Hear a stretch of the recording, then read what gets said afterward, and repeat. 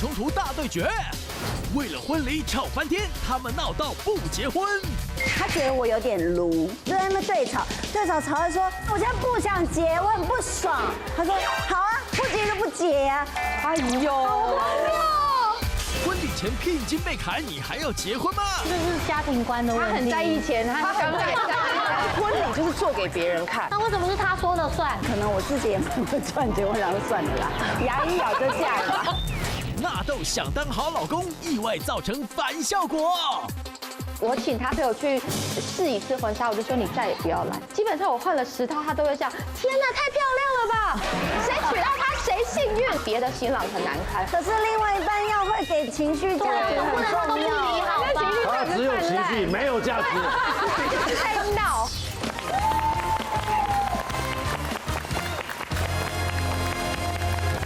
欢迎收看《女王大人》。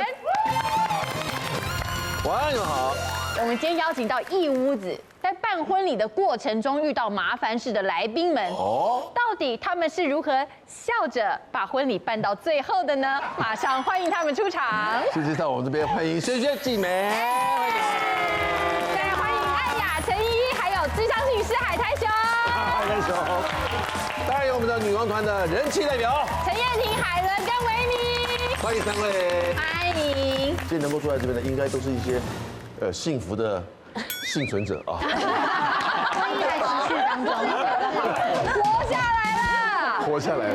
来一点数据好了。什么数据呢？这个知名的网络平台 Social Lab 社群实验室，还有统计调查哦，有超过64%的新人在办婚礼的过程中发生过重大的争执，这么多，而其中又有高达31%的人曾经一度想要取消婚礼不办了，所以马上来进行女王大调查。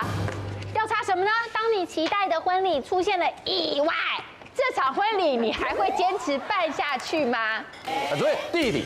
订婚当天，男友的爸爸突然把原本约定好的20万聘金，当场说改成6万就好，理由是反正也只是走个仪式而已啊，亲家也不差这点小钱呐。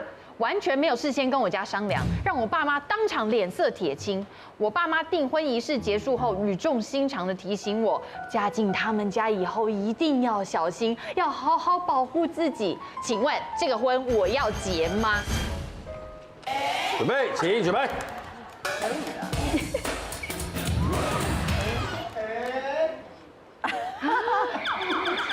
我不结了。觉得这是家庭观的问题。他很在意钱，他很在意。你刚刚就是在意钱。不是钱的问题，是因为我以前有碰过类似的经验。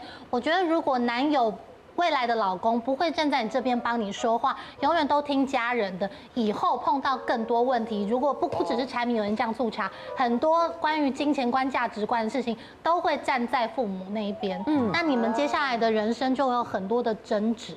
那你到底要他不听爸妈的吗？也不行，因为这样很不孝。你已经是人家媳妇了，可是在我还没当人家媳妇之前，我有权利先说不啊。可20万改成6万，就等于于衷一笑这样子。是信任度的问题。你讲过言而有信，就是你讲说20万，你在前几天你就是赌我不会不嫁嘛。因为我前几天先讲，你认为这是那种心态？你认为这是很严重的道德瑕疵？对，言而无信。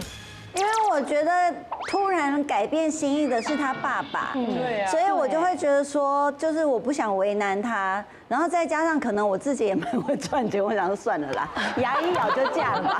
6万块走个形式，或者把6万6了，8万8了，对不对？干嘛一定要20万呢？如果我爸妈脸色铁青，我现在自己先补14。但他们知道那是你的钱呢，他们会很委屈的委屈。我们尽量要发一些不要太财富自由的来宾好吗？我自己也是觉得，像季婷姐说的，自己的钱就自己补，因为我觉得为了这财富自由，是财富自由的。对，就算咬紧牙关也要自己补的话，以后讲话才会比较大声。如果今天真是坚持这20万的话，可能夫家那边的人就会觉得说可以用钱掌控你。然后我觉得，可是你不怕这样有1就有2吗？对啊，而且老公不硬起来，最好的报复就是把别人家的儿子变成自己家的儿子。就是慢慢的让他带进我们家。你们家没有温暖的话，来我们家这里很有温暖，我们来照顾。哇，我婆婆很好哦，我婆婆很好。好，还要签未婚夫吗？女王团为什么不行？海伦，我觉得他讲话有点轻蔑，就是觉得说，你看他说，反正亲家也不差这点小钱，我觉得有点藐视我们家的感觉，对我父母不尊重，我没有办法嫁。哦，你觉得不舒服？对，我觉得不舒服，这句话不舒服。可是我觉得我们冷静下来想，这一句话其实一点问题都没有哎，那个只是走一个形式而已啊，给大家看而已。对，我们家庭和乐还是我们自己的啊。那以后不是他说了算。没有，我跟你讲，以后嫁进这个家就要比他们还要更疯。以后我们家族旅游说好去美国，我当天改去美浓，就比他们更疯，对不对？那大家都好啊，就走个形式而已啊。对，哪有投地报，对不对？可以下来，这样很棒，没事呢。魔法对抗魔法，真的耶，他们都很沉得住气耶。家族旅游开心而已啊，去哪里有什么？以后去巴黎吃米其林，我们去巴黎吃冰淇淋。没错，忍一时风平浪静。美浓全部吃干面，小钱。冷静。那个来宾啊，财富自由的跟精神状态异常，不要都发这2种人来好不好？安婷啊，你讲来，安婷来。我呢跟公婆之间的问题全部由老公去解决，所以我先站在老公是可以沟通的这部分。所以他说才差14万嘛，我会自己还差14万，才14万嘛，那14万，那我就跟老公讨论，那这笔钱我们会在共同基金里面。比如说买房子，或者是后续家用。那对我爸妈的说法也会说，哦，因为14万呢拿去补到家用去了。哦，对，好理智。你还是要把它收尾。先圆场之后，其实后面也好沟通。那他也会觉得你这媳妇 OK 是可以沟通的，而不是嘣爆炸的。对，这样。我先走，叫车。这样好了。很有道理啊，我要讲很有很有道理啊，我觉得他们都很沉得住气耶。顾全局啊。我觉得，因为他很理性，但是我是觉得我是嫁给我的老公啊，所以我不想让他为难。那我觉得他爸爸妈妈怎么做，我就在他爸爸妈妈面前做一套，事后再说一套就好了。我不会是个消佛哈。所以你爸妈脸色铁青的提醒你说，这个家有嫁过去。我说没关系，是走形式，就结婚。我结婚我就办了3场，为了婆婆办1场，自己的朋友又办1场，然后爸爸的又办1场。我已经嫁3次了。不是，就是我觉得婚礼就是做给别人看，对我而言也是，所以我觉得没关系。跟大家说，为什么要有结婚这么困难的仪式？其实婚礼本身不重要，是婚礼前的那个讨论比较重要。然后那些讨论当中，你就可以知道说你们有没有可能可以磨过这一关。所以在这个案例里面，我会举差原因，是因为我不确定那个男友本人是什么态度。如果那个男友说啊，我爸这样说，那我们来讨论看，像刚刚燕婷讲的，我们有没有什么方法可以去面对？那这个人可能就可以一起去越过这一关。但他如果是那种我爸这样说，那不如就交往吧。那这一个人你要跟他结婚，就会有某种风险。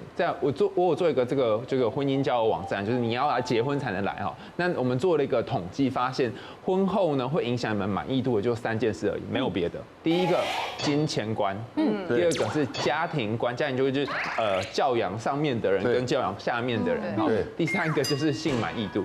所以就3个而已。所以如果你们婚前就已经在家庭观都很不一样了，还有金钱观也不一样，那之后离婚的几率，在5年内的离婚几率是很高的。合理。在婚礼前1周，我突然意外得知男友先前有帮朋友做保，目前有欠别人500多万，但他事前并没有告诉我。他说不要担心，他有在努力还钱。但我隐隐约约还是觉得有点担心，请问这个婚我该结吗？好烦哦，好难哟。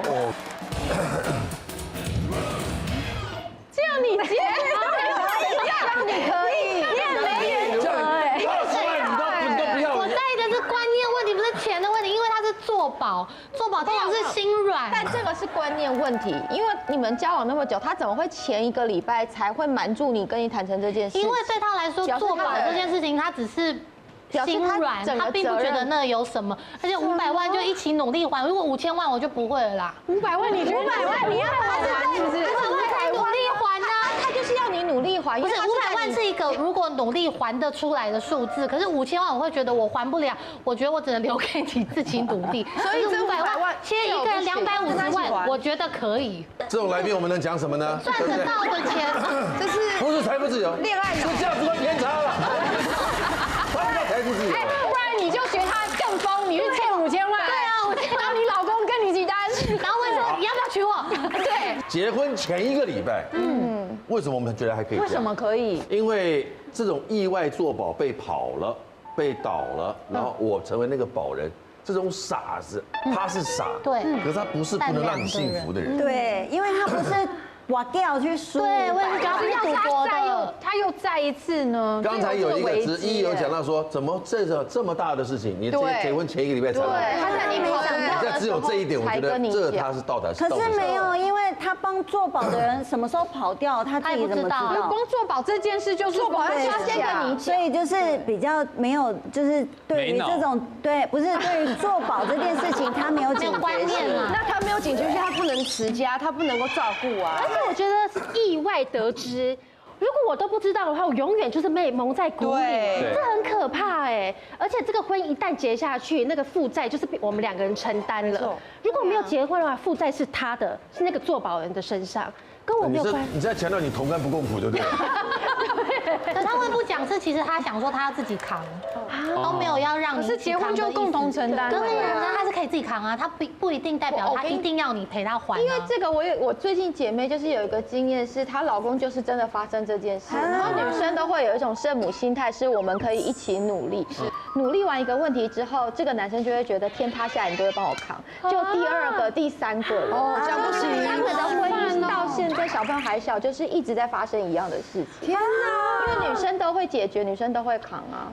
这是道德瑕疵吗？对，这不行，这绝对不行，没有信任感。避而不谈，结婚前1个礼拜才让我知道。对，这个有意瞒我没办法。不要那么傻，为什么2个人结婚在一起，然后我要开始就要帮你承担你的债务，而且你没有在结婚前告诉我。对，那结婚后呢，也有很多事情你都不会告诉我了，信任问题。哦，假设今天我的另一半的个性，我会愿意跟他结婚，代表我爱他，甚至他是愿意让我一起走到未来的嘛？那代表这个男的是好的。那他真的只是傻，帮人家做保，这一点他笨笨的。那我会选择婚礼延期。延期之后，先让他处理完自己的事情，等到剩下债务可能只剩下可能200多、100多 ，OK， 我选择结婚，但这个时候我可以等你。哦，你是要看他那个男人有没有偿还债务的能力的。对，你要为自己的行为负责，因为这不代表我跟你结婚，我要跟你一起负责。对，还可以哦。我之前跟许兰芳有讨论哦，就是什么样的情况下是那个秘密是一定要讲的，只有2种，一个就是欠钱，另外就是身体有一些隐疾。因为如果婚前没有把这2件事情讲好的话，婚后就会变成不断争执的内容嘛。好，那像刚刚一也讲的蛮好，我们后来许多人就发现了，就是在台湾的婚姻里面，特别是这样子哦，就是如果2个人结婚之后，很常是那个太太会去照顾先生。然后我遇过一个太太，她是有一天她先生突然不欠钱了，她就突然觉得我人生要做什么？就是会她已经很习惯那个生活，对。但是蛮有趣的，就是当一个太太她很能够在关系当中扛起各种债务或各种事情的时候，她就会制造她先生的无能。因为先生就不需要做任何事嘛，比方说家里面的碗都是他在洗，所以先生连碗跟盘都分不清楚。对，不要当那个永远在拯救别人的人，到最后你会把自己累死。提醒自己，蛮好啊。好，暖身暖脑之后，接下来大家把自己的状况分享出来了。好，来，办婚礼状况百出，真的让我快爆炸。来，季美美，结婚20周年了，季美美，哎呦。然后因为那时候我跟仁甫是先登记，然后我们2个那时候就有讨论过，我们希望我们的婚礼的小花童是我们自己的小孩，所以那时候我们就有讲过说，我们登记完了之后，我们要等2个孩子都可以参与我们的婚礼的时候，我们才要办婚礼。因为那时候媒体其实一直在追我们的整个过程，就从生小孩之后一直到我们办婚礼，还甚至有狗仔跟我们一起坐同一班飞机，然后飞到国外去参加我们的婚礼这样。但是我们那时候为了想要低调，所以我们的第一个念头就说好，那我们的婚礼要办在海外，然后我们要来一个海岛婚礼。然后当时我们就选了关岛这样。然后前一天呢，我们就是还办了那个海边 barbecue 哦，然后呢就是招待他在那边吃喝，先开心一拖，然后有火舞表演啊什么的，然后结束之后我们才要去彩排。然后就在我们在海边 barbecue 的时候，因为我就很开心啊，当时我还不会喝酒哦，我现在酒量很好。干嘛强调这个？就是经过20年的训练的，当时我不会喝酒，可是因为我太开心了，然后就去找他们的亲友，就是敬酒啊，然后说，哎，很谢谢大家来啊，然后我就很开心说，来，我要跟每一个来参加我婚礼的亲友都要留下合影这样，所以我就去找他们一个一个拍照。一共有多少亲友那个？20-30个。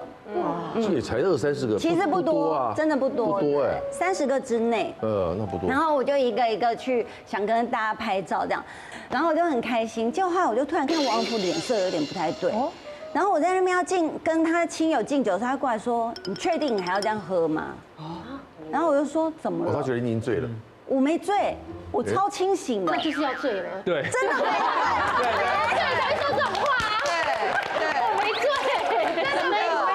通常醉的人都不会觉得。好吧，也许有点微醺。就是我当时觉得我没怎样啊，我只是在喝酒，然后拍照啊，然后因为我喝酒也不太，就是不会，也会脸红，什么都会脸红，但是不会闹，对，然后就是很开心的一个人。然后我的立场是觉得说，现在很开心，你可以好好跟我说。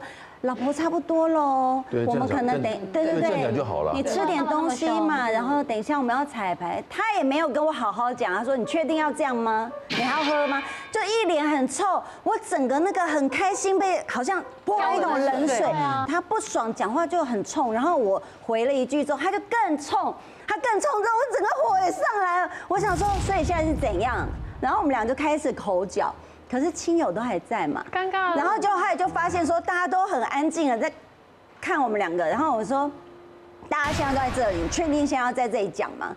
他说好，你跟我来，就叫我跟他来，来就来啊，谁怕你啊？然后我们两个就找了那个在海边 barbecue， 他这样走下去有一个隧道，我们两个就在隧道口讲，我们以为没有人听得到，大家会不会听得更清楚啊？会不会是一个回声的？就有一个烟囱效应功，后来都听到了。我们以为没有人听到，两个都在底下扯着嗓门在吵。可是后来听家人说才知道，我们在隧道吵就是有聚焦的感觉，有喇叭，就等于在喇叭前就宣告，全场那双方亲友，你知道有多尴尬？这样，就大家全场在听我们吵，但是没有人下来。可以让我知道一下他到底在气什么吗？对啊。他说事后，他说他有看到他的家人有露出还要再拍吗的脸，但我又一直找大家拍照，他觉得我有点鲁，然后我们两个就在底下大吵，真的是吼来吼去的哦。然后我说我的婚礼为什么不能开心？他说不是啊，你开心你要看一下状况有什么。我们就在那边对吵，吵到说，所以现在我就说王府，你现在这个态度，你现在到底想怎样？他就说我现在就是很不爽。我说那不爽你想怎样？他就说那看你怎样啊，两个就吵架，好幼稚啊，吵架，带结论啊，怎样？然后怎样到最后他说那你想怎样？我说怎样？我现在不想结，我很不爽。他说好啊，他没有要让，他说不结就不结呀。隔天就要结婚，他一说完好幼稚哦。对啊，小朋友。重点哦，他还给我回说不结就不结的时候，我心里真的就觉得我不想嫁了，凉了。我真的就觉得说，刚刚你都举圈呢，怎么会这样？对啊，但是他新郎不能呛他照相啊，新郎不能呛下说他真的也不结啊，他应该立刻就是缓颊说好啦，我也没有那个意思，我们不用吵成这样。可是他也跟我呛虾，他怎么办？这台阶怎么下？然后后来他就说，那现在所有宾客全部大家，你爸妈我家人全部都在这边，现在怎样？大家千里迢迢这样飞来，你现在要怎样？然后我就说，那就演啊。演到那个明天婚礼结束，回去就离婚。他说好，我们就演。办婚礼超麻烦，好好先生也会惹事。我老公算一个好先生，就是什么都依我为主。结果开始有争执的时候，就是布置的时候，收到的开支大概是快要200万，就跟我老公说怎么会这样，然后他就跟我说是你的问题，人家都有讲清楚。他还不在你这边。我说如果预算超这么多的话，不办了啦。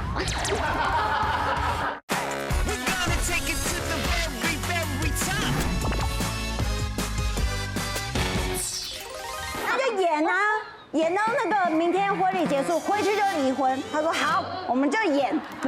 哎呦，然后重点是好演了，然后上面亲友不是很尴尬，还依然去看了火舞表演，然后大家就看了，脑子里都是在想着那个画面，离婚了，压力好大，就在看好。然后重点是从头到尾，我那天在看照片，我从头到尾没看到火舞长什么样子，然后我都看到就是我的工作人员、我的亲友都有跟火舞舞者拍照。然后呢，我们上去的时候表演就结束了嘛，然后结束之后我也哭啊，因为就吵到就是在哭。然后我爸妈也没说什么，然后我们就去彩排，然后彩排完了之后。回房间的时候，因为在双方家长面前还假装没事，但脸都很臭。大家都听到你讲的。对对，但是我们当下以为大家不知道嘛。然后呢，后来进了电梯之后，我爸爸就看着人父，然后就跟他说：“人父，我最小的女儿我就要交给你了。”然后我讲到想哭，然后他就说：“你也是有女儿的人，以后你就会懂我的心情。我希望你好好照顾她。”我爸就非常冷静的跟他讲这件事情，然后就后来那时候我当下觉得我很对不起我爸，我哪里挑这种老公，在我家人面前这样跟我狂吼，我爸一定会觉得很担心。对，然后结果后来第二天早上一早起来，人府就换了一个人，非常之体贴。非常之温柔，圣人模式启动，就忘得一干二净哦。是完人，对，他就装没事，我们都没喝醉，因为记得太清楚。他会不会演得特别好？他演得太好了，然后他也没有来跟我再去讨论昨天晚上的事情。结果我爸跟我在那个门后面等待的时候，门一打开，我就看到王仁甫。因为那时候的妆比较厚，他已经哭到2条裤子，好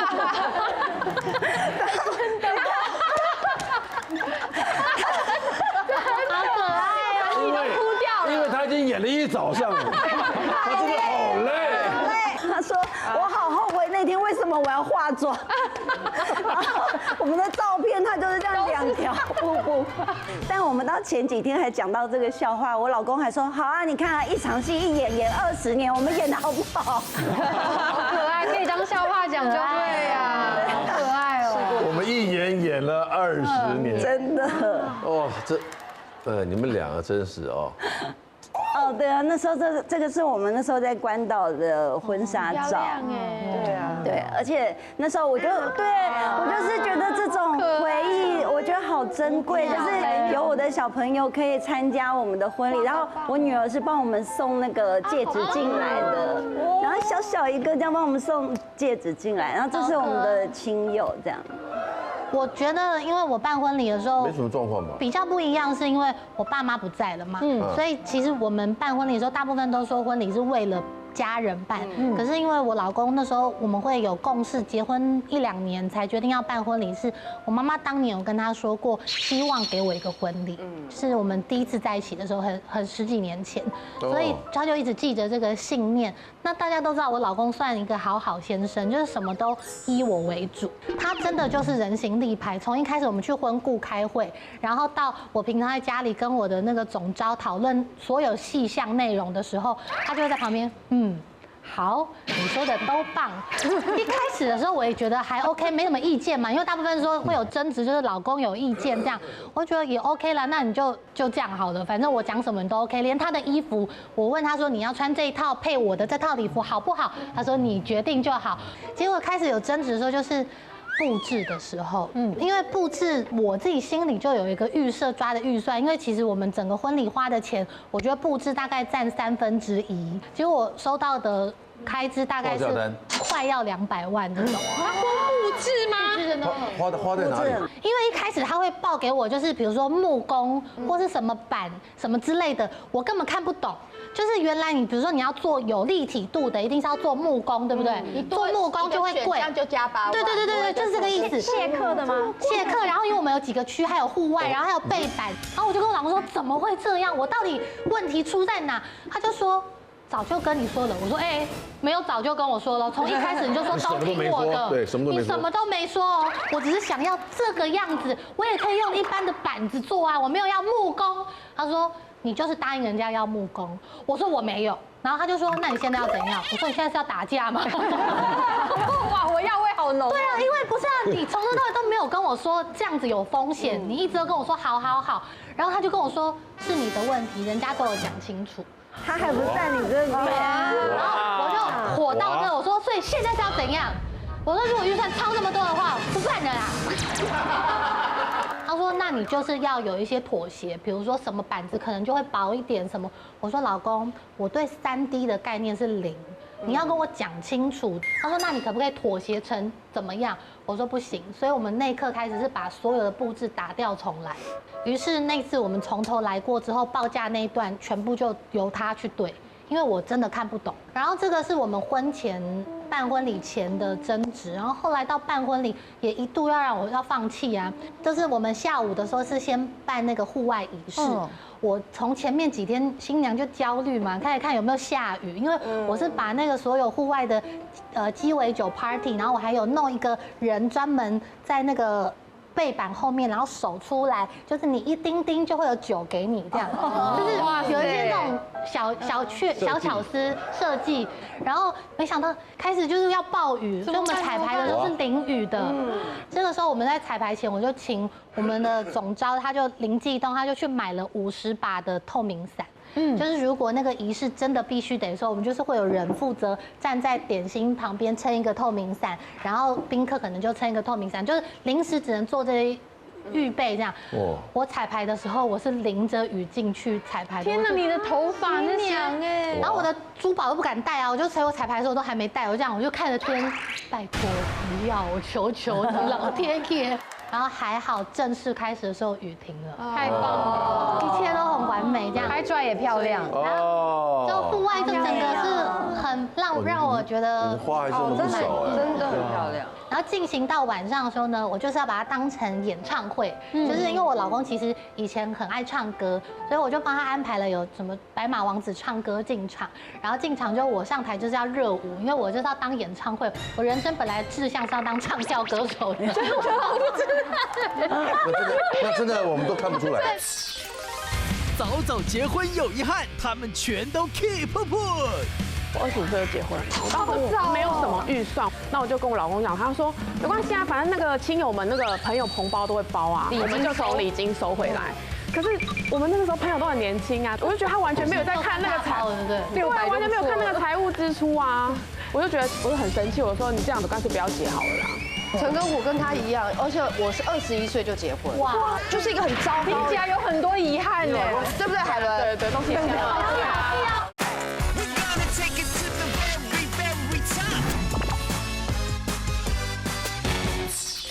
我就是要当演唱会，我人生本来志向是要当唱跳歌手的。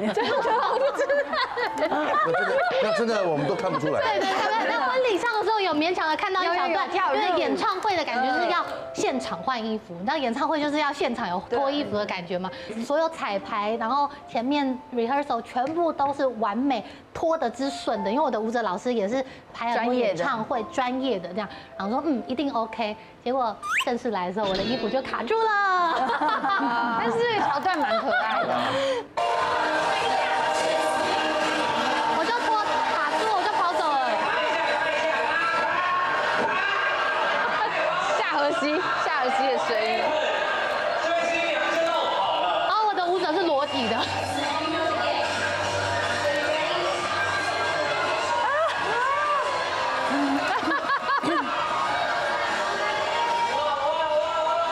里面是什么啊？小礼服啊，小礼服短的，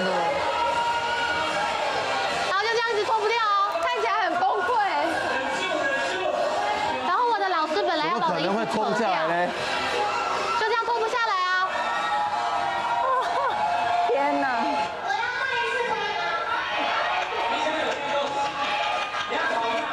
带修好了吗？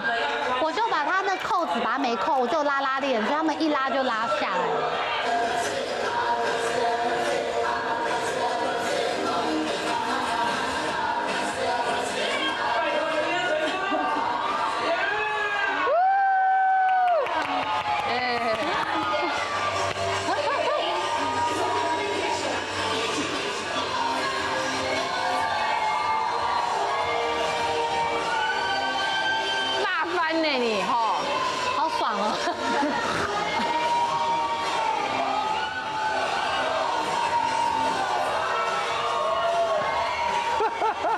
唱跳歌手的部分。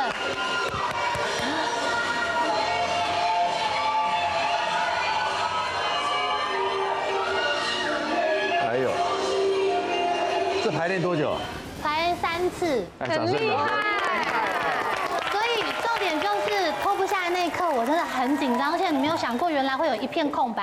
然后我在台上一直这样想说怎么办？我怎么办？我现在到底要怎么办？这样才有记忆。连2个老师都乱跳，你没看到吗？老师已经算了，跳一些水戏这样。对，水戏，因为老师也很尴尬，不知道怎么办啊。艾雅算是完整的分享了她的整个的从头到尾啊。对啊。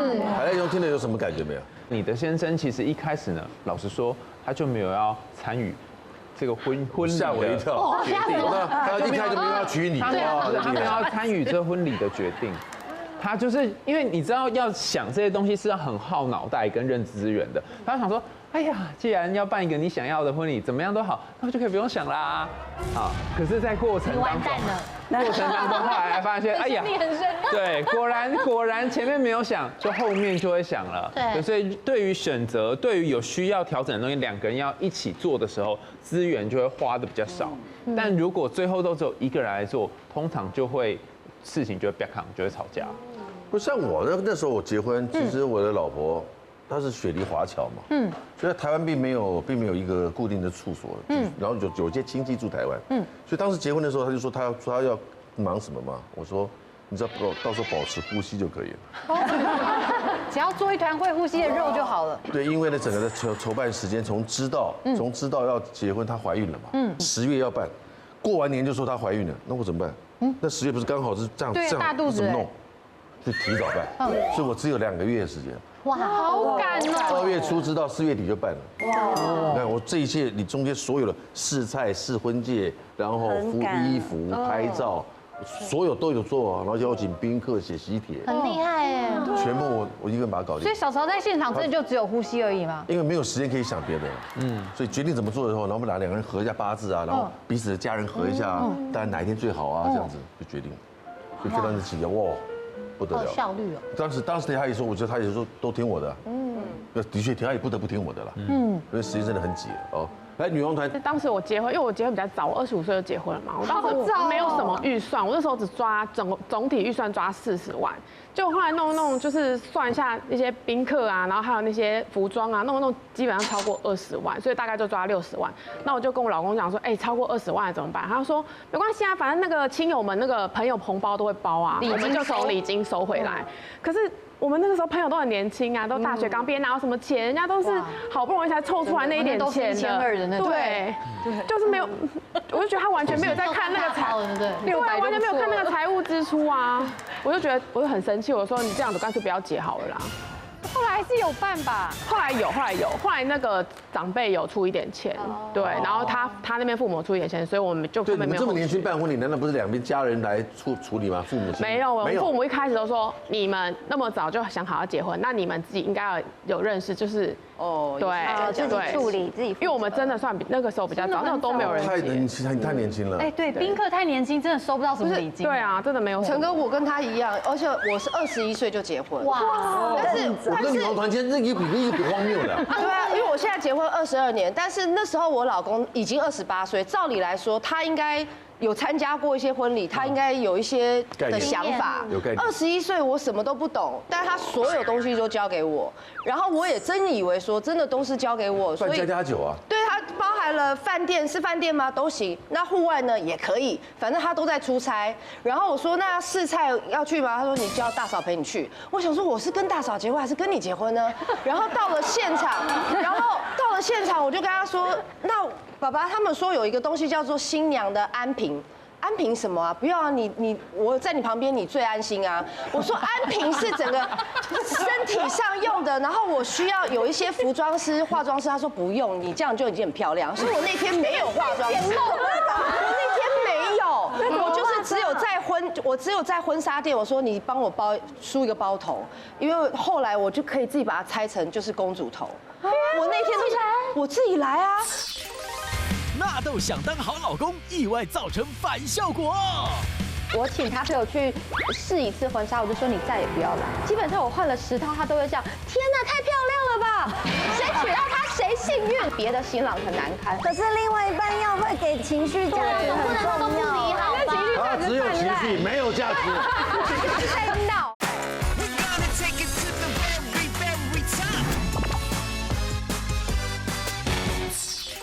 然后我老公他没有发蜡那些，他叫他的朋友说，哎，你赶快去帮我那个我头发这样没有造型。然后你知道吗？他那天也是喝大醉，隔一天我就看到他就头上很多泡沫。我说怎么？他说他就悠悠的问我，他说，哎，我们家什么时候有洗面乳啊？我说没有洗面乳啊，你昨天叫你朋友去买不是发蜡吗？他就涂了一堆的洗面乳在头上，喝醉了，然后在那边，我也没什么闹洞房，什么都没有，就是一个很糟糕。听起来有很多遗憾。然后他还说我的同学只包1200，我那些同学也才大学刚毕业，对不对，海伦？对，都是这样。好气啊！真的啊。海伦是你同学吗？哦，不是啦，就差不多年龄，差不多的啊。所以我现在看到他参加他们一些婚礼，我都觉得哇，真的很棒。我的婚礼的难忘是因为我婚礼真的是每一个环节都是我自己一手来，然后甚至是连我们的婚礼主持人是 Ken 哥陪我开会的次数比我的新郎还多。基本上我的新郎当天真的就像开惊喜包一样，因为豆说的好是真的什么都好，所以如果我请他来参与的话，就是这个婚布说，哎，这个需要400万，你好不好？他好。他这个喜饼需要多少钱？好不好？他好。所以全交给你。对，所以我不能让他来参与，因为他很容易被当肥羊仔。哦。我就说没关系，没关系，你退到幕后就好了。而且我请他陪我去一次婚纱，我就试一次婚纱，我就说你再也不要来。哦。因为他会给非常满的情绪价值，他是那种布帘一拉开。基本上我换了10套，他都会这样。天哪，太漂亮了吧！谁娶到她谁幸运，然后他会讲到真有这么多是超同的情绪，对，他就是不负责任的给情绪价值，因为他知道老婆开心，他婚姻就好。这个情绪没有价值，对，没有价值，只有完全没有，而且不只是没有可以参考的意见，他还会让其他在试的新人，第一是别的新郎很难堪，第二是我还没试出来，全部都知道转头看我，等我布帘打开的那一刹那，好感动啊！女生去很棒哎，不好，因为女生去试衣服的时候，就是戴个口罩，因为没有化妆，跟婚宴当天是长得完全不一样的，就是卸妆前跟化妆。要会给情绪价值很重要。他只有情绪没有价值。他就是在闹，他就很烦。然后我就说没关系，那你就去做运动，去工作，其他这件事我来。所以就是我们婚礼前，我们婚礼当天的时候，我的新郎就是哎。我们的婚礼布置好漂亮哦！你穿的衣服好好看，又来了，好多情绪。我妈穿的很像崔台青哎，就是什么东西她都在开惊喜包一样。然后但我只有一个宗旨，是我问她说，那这个婚礼你想要怎么样？起码开会宗旨她要跟我讲嘛。她就说，我希望我的婚礼，因为我在演艺圈这么久了，那个朋友很多，我希望我的婚礼越低俗越好，就像一个大型的综艺秀。我说好，那我 get 到了，就是我们也不要什么新人跳舞啊、证婚什么，没关系，大家就是一起来同欢。所以才会在开节目的时候，希望给大家最好的节目体验，但以至于这样，我的婚礼开菜时间超晚。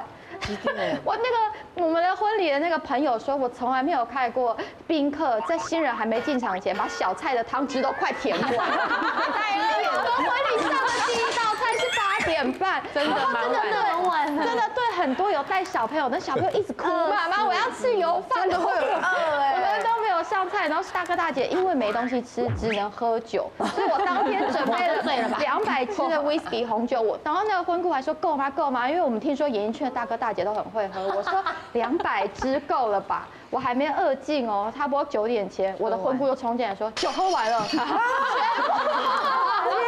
然后还要说已经有大哥在闹了，在说叫饭店那个酒要叫来。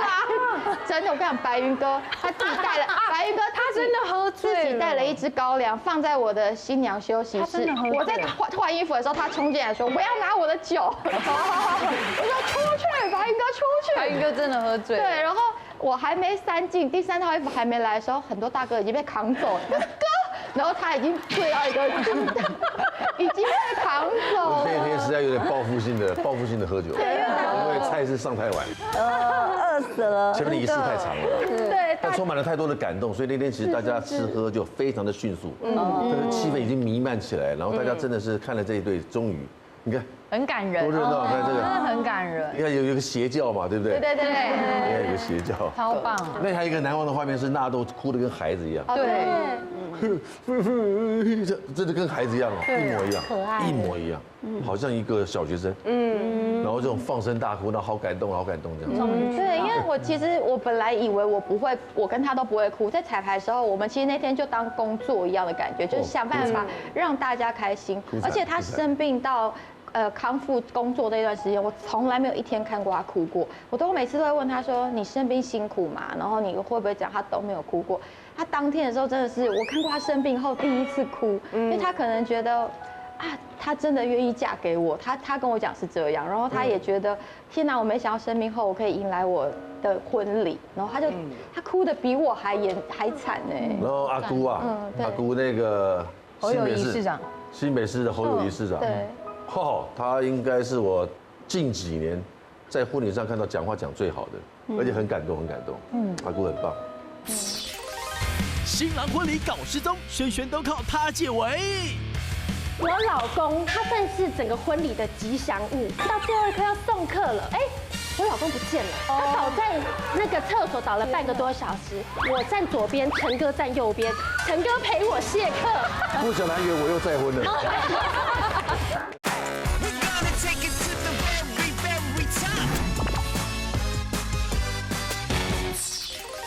我一直以为都觉得我生长在一个很开明的家庭，大家就是都很好沟通。然后办婚礼呢，就是2大家族的事情，我也觉得那就是沟通好就好。然后重要的大事情我就会问长辈啊，然后我爸妈或者是我家人都会跟我说以你为主，你觉得怎么样都好。那我觉得以我为主，怎样都好，那我就听进去了。然后我老公呢，我问他，他也说没关系，你就漂漂亮亮的当个快乐的新娘就好，他没有意见。然后我觉得 OK， 我就是要当那个快乐的新娘。结果我觉得这是一个陷阱。我有5个阿姨，2个妈妈，不是2个妈妈，太多了，公开的。你这样讲一些可以播的，我们不见得需要知道这么多。气了，气到现在只存在2个妈妈，太气。反正我就是要处理阿姨、妈妈，还有6个伴娘，有10几多个人。他们每一件的礼服，我都问他们说：“哎，你们喜欢什么样式？”他们说：“没关系，我们都配合你。”结果我这个新娘呢，我到婚礼前1天，我还在处理他们的礼服问题。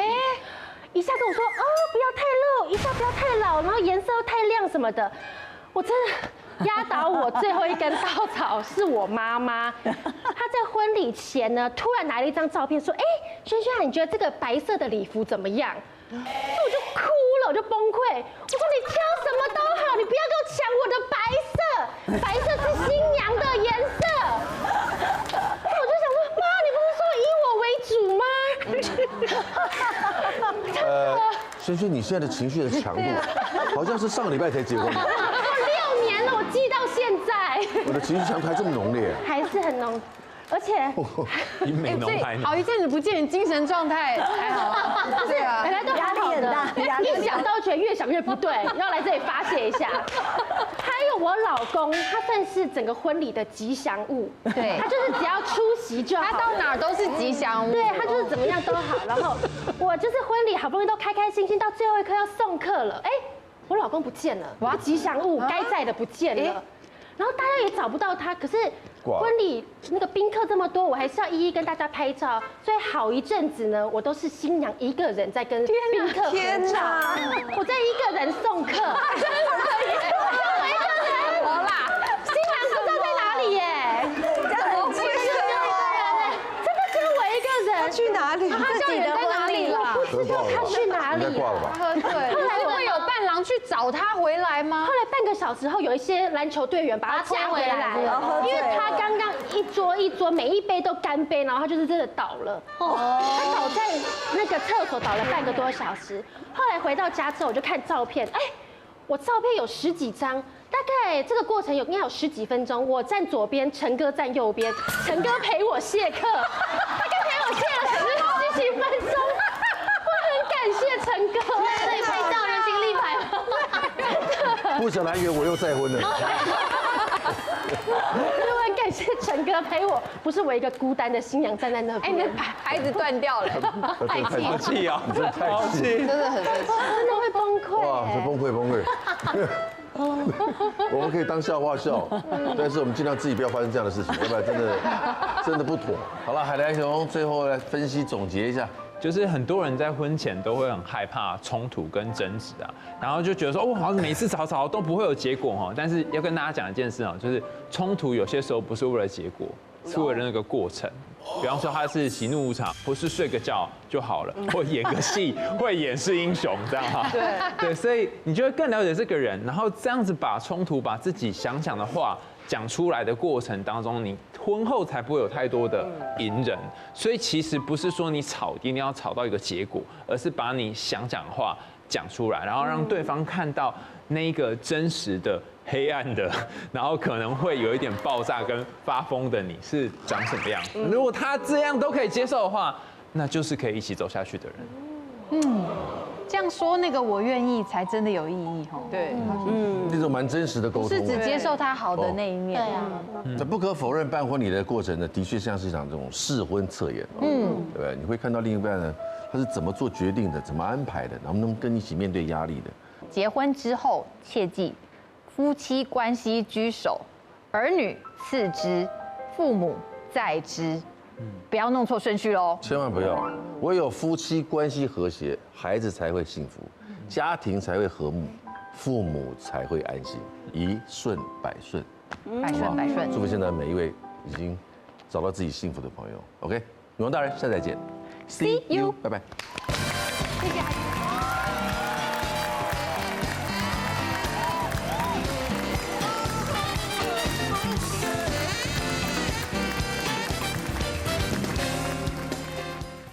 快订阅未来中文台 YouTube 频道，开启小铃铛就可以看到最新的女王大人。